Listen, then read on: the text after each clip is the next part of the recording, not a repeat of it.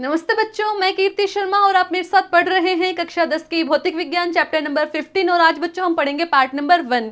इससे पहले वाले चैप्टर में हमने बच्चों ऊर्जाओं के बारे में पढ़ा था कि विभिन्न प्रकार की ऊर्जाएं पाई जाती है जिनका कार्य भी अलग अलग होता है और किस प्रकार एक ऊर्जा दूसरी ऊर्जा में रूपांतरित होती है। आज हम सिर्फ और सिर्फ किसके बारे में पढ़ेंगे बच्चों? प्रकाश ऊर्जा के बारे में। तो जैसा कि आपको पता है कि प्रकाश के कारण ही हमें सभी वस्तुएं दिखाई देती है। अगर प्रकाश नहीं होगा तो क्या हम किसी भी वस्तु को देख पाएंगे?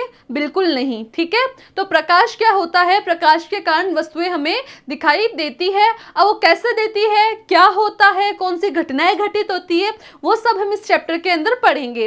तो बच्चों कुछ वस्तुएं तो ऐसी होती है जो खुद ही प्रकाश का उत्सर्जन करती है। जैसे आपको पता है जो सूर्य होता है वो प्रकाश ऊर्जा का सबसे बड़ा स्रोत होता है ना, क्योंकि वो सबसे ज्यादा हमें प्रकाश ऊर्जा किससे प्राप्त होती है? सूर्य से प्राप्त होती है। ऐसे ही आपके बल्ब हो गया, ट्यूबलाइट होगी, ये भी क्या है? प्रकाश ऊर्जा के स्रोत है, क्योंकि इनसे भी हमें क्या मिलता है? प्रकाश मिलता है। देखो बच्चों, आपको बल्ब दिख रहा है ना, इस बल्ब से भी हमें क्या मिलेगा? प्रकाश मिलेगा। तो देखो, प्रकाश ऊर्जा का सामान्य रूप है। यह वस्तुओं को हमारे लिए दृश्य बनाता है, मतलब देखने योग्य बनाता है। अब कुछ वस्तुएं जो खुद ही प्रकाश का उत्सर्जन कर रही थी उन्हें हम क्या कहते हैं बच्चों? दीप्तिमान वस्तुएं कहते हैं। देखो कुछ वस्तुएं जैसे कि सूर्य, तारे, जलती हुई मोमबत्ती, लैंप आदि जो स्वयं से प्रकाश को उत्सर्जित करते हैं दीप्तिमान वस्तुएं कहलाती है। अब ये देखो बच्चों, ये तो हमें समझ में आया कि प्रकाश के कारण ही हमें वस्तुएं दिखती है और कुछ वस्तुएं खुद ही प्रकाश का उत्सर्जन करती है। लेकिन ऐसा क्या होता है कि हमें वो दिखाई दी? तो जो प्रकाश की किरण जो होती है जब किसी वस्तु से टकराती है वो वहां से टकरा के हमारी आंखों तक आती है। हमारी आंखों में रेटिना जो बिंदु होता है उस बिंदु पे आती है और वहां से कुछ संवेदनाओं के द्वारा वो मस्तिष्क तक पहुंचती है। ये तंत्रिका मैसेज लेके जाती है, अपने दिमाग तक लेके जाती है और फिर हमें मस्तिष्क बताता है कि सामने ये वस्तु रखी है या इस वस्तु का रंग ये है, आकार ये है, आकृति ये है। तो देखो इतनी बड़ी जो प्रोसेसिंग, इतनी बड़ी जो प्रक्रिया है वो कितने छोटे से समय में होती है कि हम जिधर भी देखते हैं वो वस्तु हमें दिखाई दे जाती है ना। तो देखो हम पढ़ते हैं कि किसी सतह से प्रकाश के गिरने के पश्चात प्रकाश किरणों के मुड़ने की यह घटना प्रकाश का परावर्तन कहलाती है और वस्तुएं प्रकाश को परावर्तित करती है, इसी कारण हम उनको देख पाते हैं। देखिए ये आपकी कोई सतह है, ठीक है। इस सतह पे ये कोई प्रकाश किरण आ रही है और यहां से टकरा के ये प्रकाश किरण इधर मुड़ जाती है। तो देखो बच्चों, जो प्रकाश किरण आती है उससे हम आपतित किरण कहते हैं और उसको हम आई से लिखते हैं। और टकराने के बाद ये प्रकाश किरण मुड़ जाती है, इससे हम परावर्तित किरण कहते हैं और इससे आर से लिखते हैं। अब देखो जो हमारी सतह है और जो ये आपतित किरण और परावर्तित किरण है इस पे हम एक लंब डालते हैं, ठीक है। तो लंब हमेशा आपको पता है 90 डिग्री पे डलता है, तो सतह से तो 90 डिग्री पे है, ठीक है। तो इसे क्या कहेंगे? हम अभिलंब कहते हैं। अब जो हमारी आपतित किरण है और जो अभिलंब है इन दोनों के मध्य क्या है? एक कोण बन रहा है और ये जो कोण है बच्चों, ये कोण आपका कहलाता है आपतन कोण। क्या कहलाता है? आपतन कोण। और इसको कोण आई से लिखते हैं। ऐसे ही जो आपका अभिलंब है और जो आपकी परावर्तित किरण है इन दोनों के मध्य भी क्या बनेगा? कोण बनेगा और इसे हम कहते हैं बच्चों परावर्तन कोण। और इसको हम किससे लिखते हैं? कोण आर से लिखते हैं। ये जो घटना है बच्चों ये क्या कहलाती है? प्रकाश का परावर्तन कहलाती है।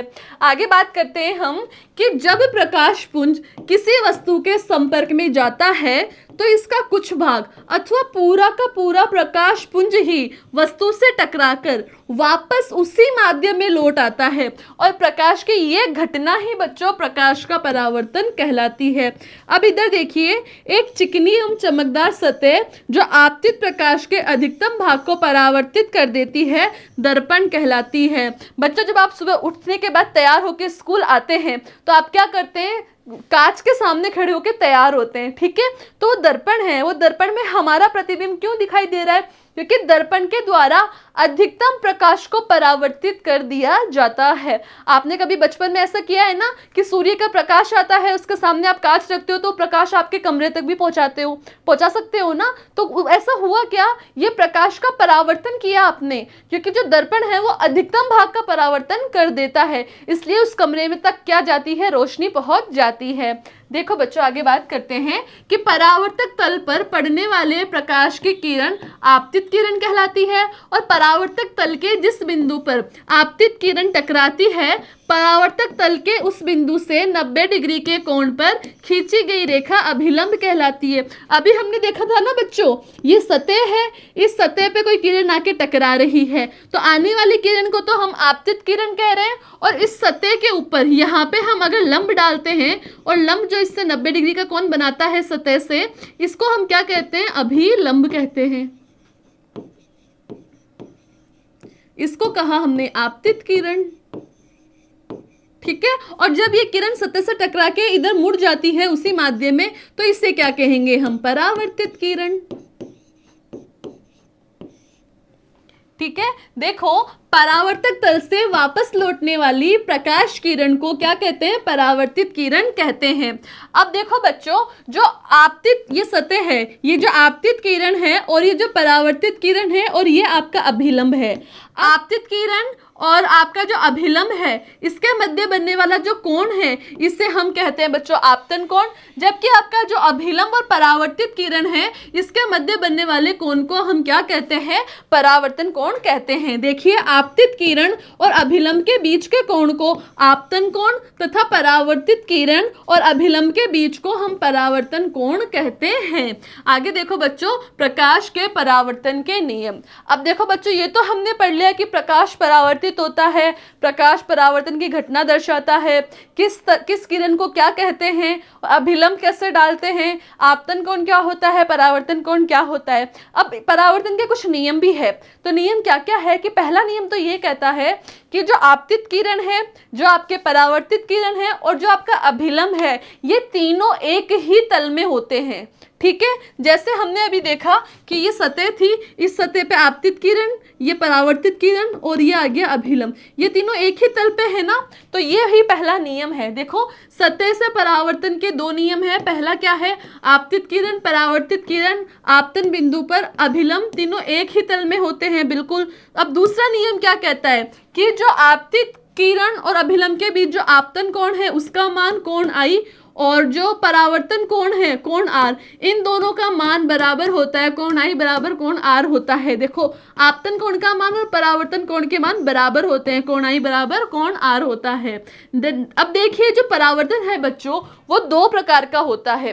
कौन कौन सा, एक तो होता है नियमित परावर्तन, एक होता है विस्तृत परावर्तन। आप पूछोगे कैसे मैम, अब देखो जो आपका दर्पण होता है, वो दर्पण एकदम सीधा होता है ना, एकदम समतल होता है, बिल्कुल समतल होता है, ठीक है, इससे होने वाला परावर्तन। लेकिन किसी जगह पे ऐसे उबड़ खाबड़ जगह है, ठीक है, या किसी जगह पे खड्डे हो रखे हैं, वहां से जो परावर्तन होगा वो विस्तृत परावर्तन कहलाएगा बच्चों। क्योंकि समतल दर्पण पे जिससे ये किरण, सारी किरण एक तरफ से आएगी, किसी जिससे यहाँ पे कोई प्रकाश का स्रोत है, ठीक है, इससे सारी किरणें इसी तरीके से आएगी और टकरा के ऐसे मुड़ती जाएगी, ठीक है। लेकिन अगर यहाँ पे कोई स्रोत है ऊर्जा का, तो ये किरण यहाँ पे टकराएगी, इधर चल जाएगी, जो किरण यहाँ टकराएगी वो इधर चल जाएगी, जो इधर आएगी वो ऐसे चल जाएगी। तो यहाँ से जो होने वाला परावर्तन किरणें हैं, इनकी दिशा क्या अलग अलग हो जाएगी, समतल दर्पण में ऐसा नहीं होगा, ठीक है। देखो जब परावर्तक तल बहुत ही चिकना होता है तथा इस पर पड़ने वाला प्रकाश सीधे ही परावर्तित हो जाता है, तो इससे नियमित परावर्तन कहते हैं। देखो ये एकदम चिकना फर्श है, चिकनी सतह है, तो इस पर सारी किरणें जिस तरीके से आएगी उसी तरीके से सारी की सारी चली जाएगी, ठीक है।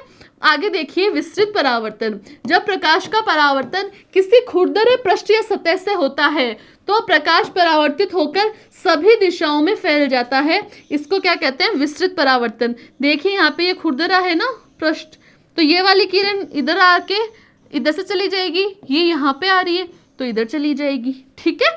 आगे देखो परावर्तन के कारण प्रतिबिंबों का बनना। अब जो परावर्तन है उसके कारण हम वस्तुओं को देख पाते हैं, ठीक है, मतलब उनका प्रतिबिंब बना। तो किस प्रकार से बनता है, तो हम बात करते हैं बच्चों। किसी वस्तु अथवा प्रतिबिंब को देखने के लिए वस्तु से प्रकाश का प्रेक्षक मतलब देखने वाले की आंख तक पहुंचना आवश्यक होता है। किसी वस्तु अथवा बिंब से आने वाला प्रकाश रेटिना पर पड़ना चाहिए, जहां से दृक तंत्रिकाओं की सहायता से मस्तिष्क द्वारा संवेदित किया जाता है। अब देखो बच्चों, मैं इस तरीके से खड़ी हूं, क्या मैं मेरे पीछे वाले बोर्ड को देख पा रही हूं? नहीं, मैं नहीं देख पा रही। क्यों? लेकिन आप देख पा रहे हैं क्या? आप देख पा रहे हैं। तो आप क्यों देख पा रहे हैं? तो देखो बच्चों, मैं पीछे का बोर्ड इसलिए नहीं देख पा रही क्योंकि इससे परावर्तित होने वाली प्रकाश किरणें मेरी आंखों तक नहीं पहुंच रही है। ठीक है, मेरी आंखों के रेटिना पर इनका प्रतिबिंब नहीं बन रहा है, वो मेरे मस्तिष्क तक ये सूचना नहीं पहुंच पा रही है। लेकिन आपको ये दिखाई दे रहा है। क्यों? क्योंकि इससे आने वाली किरणें परावर्तित होकर आपकी आंखों तक पहुंच रही है। तो जब तक हमारी आंखों तक परावर्तित किरणें नहीं पहुंचेगी तो हम देख नहीं पाएंगे ना। चाहे कई बार होता है ना कि कोई वस्तु किसी को दिखाई देती है और किसी को नहीं दिखाई देती है। क्यों? क्योंकि वो उसकी आंखों तक नहीं पहुंच पाती है। ठीक है बच्चों, आगे देखिए। जब किसी वस्तु से आने वाली प्रकाश किरणें आंख के रेटिना पर मिलती है अथवा मिलती हुई प्रतीत होती है, तब वह वस्तु हमें दिखाई देने लगती है और हम कहते हैं कि रेटिना पर उस वस्तु का प्रतिबिंब बन गया है। वह बिंदु जहां ये दोनों परावर्तित किरणें वास्तव में मिलती है, बिंदु स्रोत का वास्तविक प्रतिबिंब कहलाता है। अब देखो बच्चों, प्रतिबिंब जो होता है वो दो प्रकार का बनेगा। एक तो बनेगा वास्तविक, एक बनेगा आभासी।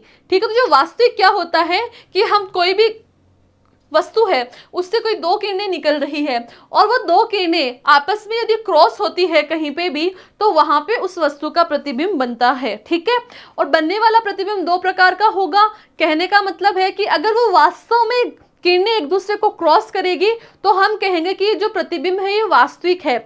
और जो वास्तविक प्रतिबिंब होते हैं उनको हम पर्दे पे प्राप्त कर सकते हैं। लेकिन सी होती है जो वास्तव में किरणें जो होती हैं ये क्रॉस नहीं करती है, एक दूसरे को प्रतिच्छेदित नहीं करती है। हमें ऐसा लगता है कि वो कर रही है लेकिन ऐसा होता नहीं है। इसीलिए उनको, ऐसे प्रतिबिंबों को हम क्या कहते हैं? आभासी प्रतिबिंब कहते हैं। तो देखो बच्चों, आभासी प्रतिबिंब कैसे? जैसे अगर मैं कांच के सामने खड़ी हूं और कांच के अंदर मैं अपने आप को देख रही हूं, तो कांच के अंदर क्या मैं वास्तविक रूप से हूं?